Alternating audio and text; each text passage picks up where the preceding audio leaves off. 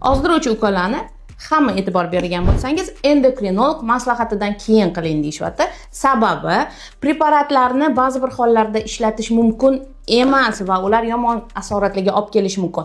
Qachonki siz ozdiruvchi ukollardan foydalanmoqchi bo'lsangiz, qalqonsimon bezni tekshirishni, uni gormonlarni tekshirishni unutmang. Agarda sizda qalqonsimon bezda o'zgarish bo'lsa, uni qilish mumkin emas. O't qopini tekshirish shart. Agarda sizda tosh aynan tiqiladigan darajada bo'lsa, unda siz tanlashingiz kerak. Yoki xavf bor yoki xavf yo'q, siz qilishingiz mumkin yoki qilishingiz mumkin emasligini aynan endokrinolog sizga maslahat bera oladi. Undan tashqari preparatlarni olishdan oldin analizlarni tekshirishni unutmang, chunki oshqozon va ichakdagi so'rilishni sekinlashtirganligi hisobiga sizda vitaminlar tushib ketishi va ukollarning hisobiga siz holsiz bo'lib qolishingiz mumkin. Agar sizda shu holat bo'layotgan bo'lsa, demak vitaminlarni to'g'irlash kerak. Yana endokrinolog maslahati kerak bo'ladi.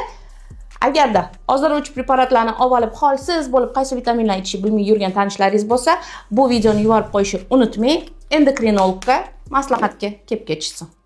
Shunga o'xshash foydali ma'lumotlarni bilishni istasangiz, albatta obuna bo'lishni unutmang.